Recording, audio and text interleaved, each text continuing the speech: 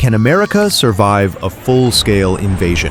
In 250 years, no army has ever conquered the United States. Not one. The British tried, but failed. Japan bombed Hawaii and lost an empire. Every superpower since has looked at the map and realized the same thing. Invading America isn't war, it's suicide. But here's the question nobody ever asks. What if it actually happened? What if everything collapsed and America had to survive on its own? Could the US survive a full-scale invasion? Not on screens, but in reality. And what would that war actually look like? It almost never happens, but it has. The British did it in 1814. They burned Washington, D.C., the White House, the Capitol. The president ran. That's the only time in history a foreign army held the US Capitol. Later, in 1916, Pancho Villa's men raided New Mexico, killed Americans, then vanished back across the border. Lastly, in 1942, Japan took two small frozen islands in Alaska. When the US finally retook them, the terrain killed almost as many men as the enemy did. And that's it. No one has ever conquered the mainland, because America is a nightmare to invade. Look at the map. Two oceans, the Atlantic and the Pacific. They're not just water, they're walls. The Pacific alone is 5,000 miles wide, a moving wall of storms, currents, and emptiness. Even superpowers choke on that distance. That's why Hitler never tried. That's why Japan only hit Hawaii. It's too far, too hard, too costly. During World War II, when the US tried the reverse, invading across the Pacific, it took 3 years, tens of thousands of ships, and entire floating cities of fuel. That's how impossible a trans-ocean invasion really is. Even modern militaries know the math. A single carrier group burns millions of gallons of fuel per week. Crossing 5,000 miles means weeks of exposure to satellites and subs. But say someone somehow made it. Beyond those oceans waits a land built like a fortress, not by generals, but by geology. Imagine an enemy fleet finally reaching the Pacific Northwest. They'd expect beaches, but they'd find cliffs. The Olympic Peninsula rises almost straight out of the ocean. No flat land, no easy landing zones. Storms slam the coast like artillery. Rain never stops. Some places get 12 feet a year. That's not weather, that's war. The coastline itself fights back. Sharp rock, hidden coves, shifting sandbars. That's why sailors called it the graveyard of the Pacific. Over 2,000 ships have vanished here, nearly one for every 3 miles of shore. Even today, the Columbia River Bar is so dangerous that pilots need a special license to cross it, and they still lose ships. One wrong swell, one gust too strong, gone. Behind that chaos lies another barrier, the coastal range. It's not tall, but it's close enough to the sea to trap clouds and crush dreams. Even the lighthouses, built to outlast centuries, have had to be rebuilt inland as the ocean eats the shore. So before invaders ever see a city, they'd be fighting rain, mud, and gravity. And beyond that, they'd meet a land that punishes armies long after the storm ends. Suppose they somehow land. Now comes the real enemy, the continent itself. Deserts, mountains, swamps, snow. Every mile different, every region hostile. The Rockies slice the West in half. The Mississippi floods its plains. The Appalachians twist the east into endless ridges. Each barrier splits armies and burns fuel. Even US convoys need weeks to cross in peace.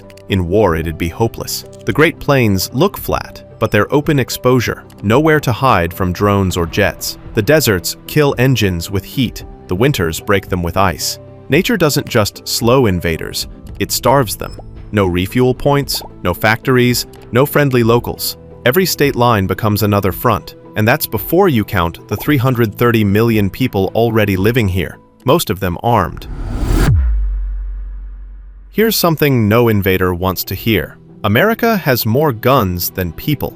390 million firearms, 120 for every 100 citizens. That's not an army. That's 50 million potential militias. From Maine to Montana, from Texas to Alaska, every home could be a stronghold. There are 15 million licensed hunters, more than most nations' militaries. That's why the Japanese Admiral Yamamoto supposedly said, "We could never invade America." Behind every blade of grass, is a gun.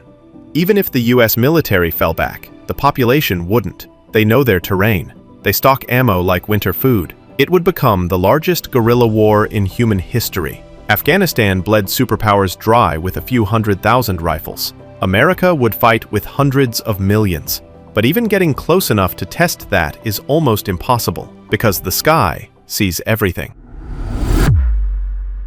An invasion needs secrecy, but secrecy died decades ago. Satellites track every ship, every plane, every thermal signature. Drones hover for days. Radar blankets both oceans. In 1991, US satellites spotted tanks hiding under sand. Today they can read license plates from orbit. A fleet crossing the Pacific would be a glowing trail of metal, detected weeks before launch. And when spotted, it would be met by carriers, submarines, and bombers long before reaching Hawaii. You can't sneak an invasion across a planet covered in sensors. So instead of sneaking, enemies look for a shortcut to break America from within before anyone lands.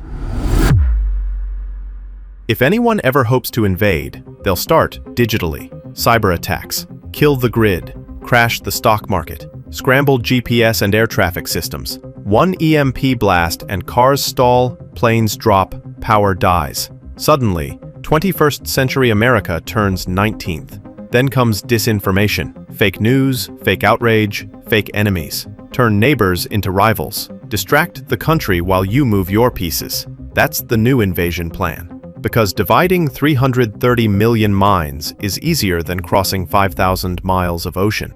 And if that fails, the only cards left are doomsday ones. Weapons meant to end everything, not win anything.